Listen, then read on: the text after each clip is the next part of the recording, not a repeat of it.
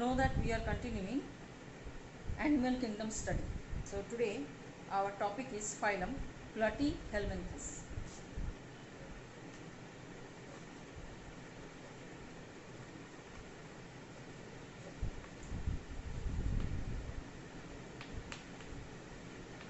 So phylum Platyhelminthes, and this is actually known as flatworms. This is called as flatworms. This is the common name of Platyhelminthes, that is flatworms. And some important general features of Platyhelminthes, like these are parasitic. So which organisms will come under this? This will come tapeworm, then liver fluke,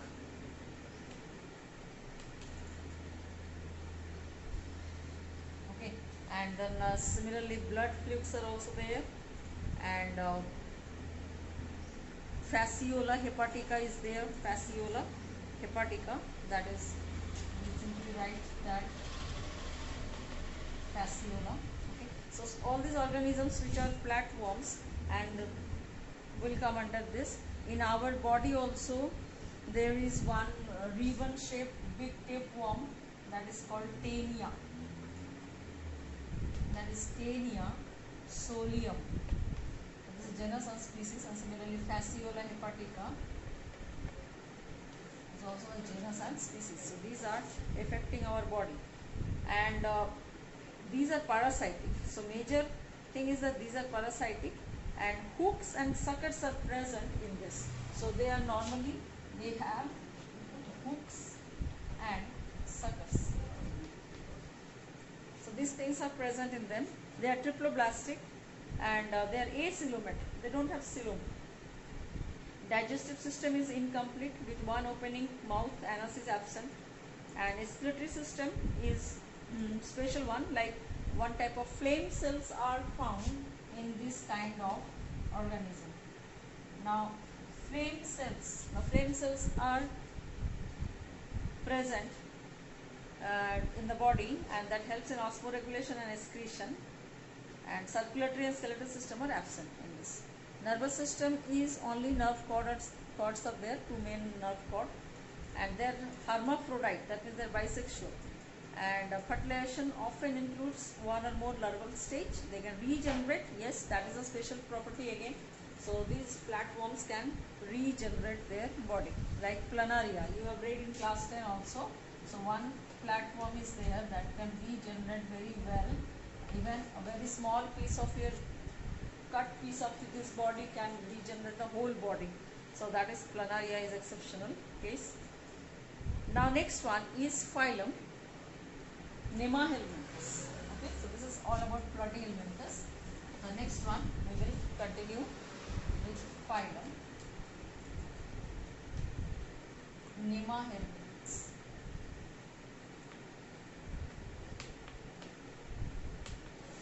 Now here the common term that we follow, these are roundworm. So, or it is also known as Aschelminthes or Nemahelminthes or nematodes, but common term is roundworm, and they are mostly free living, and they are parasitic. Obviously they cause disease in us. Symmetry, bilateral symmetry, and germless, the triploblastic. Body wall also circular. So male and female, first and sexual dimorphism is seen.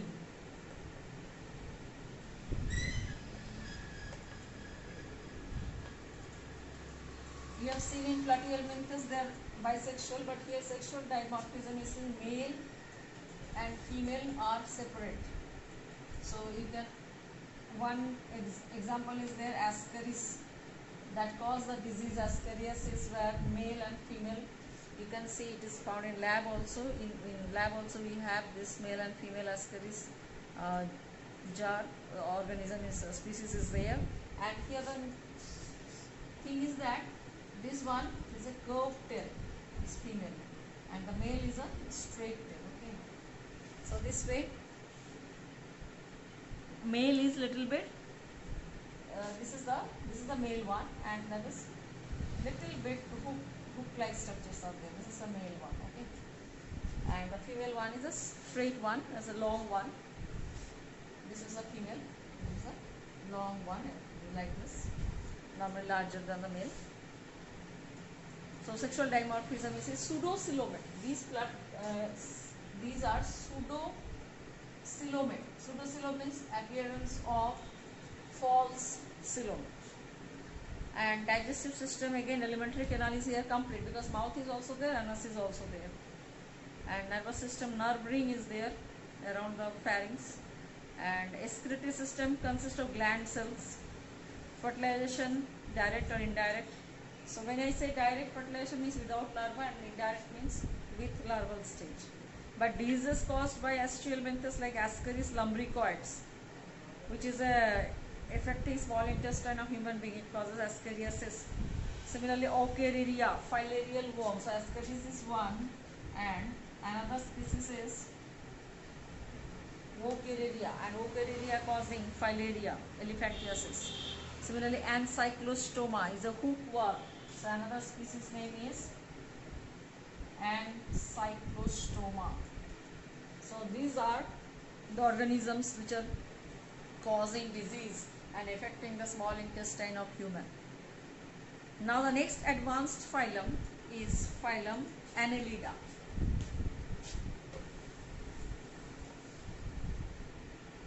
So phylum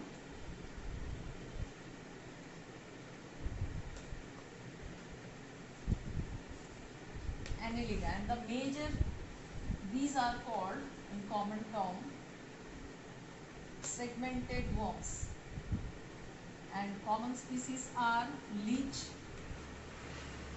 earthworm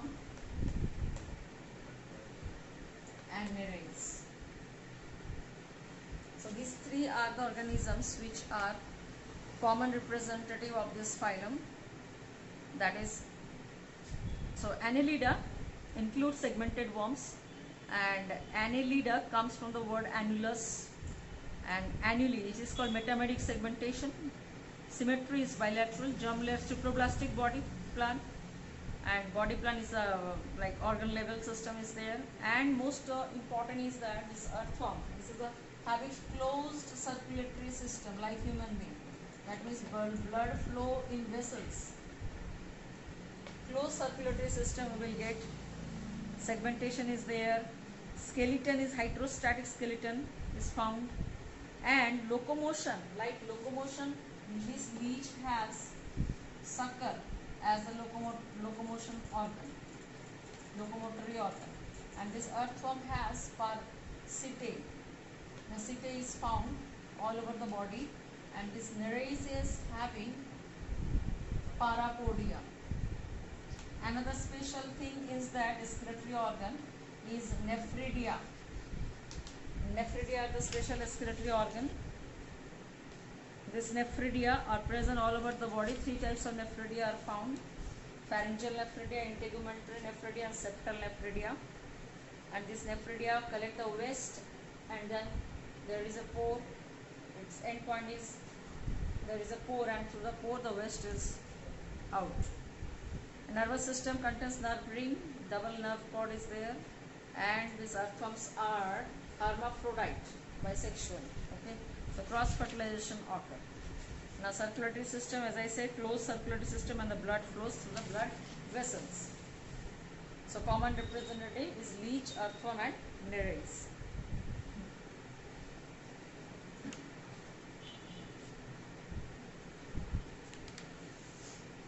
Next one is phylum Arthropoda.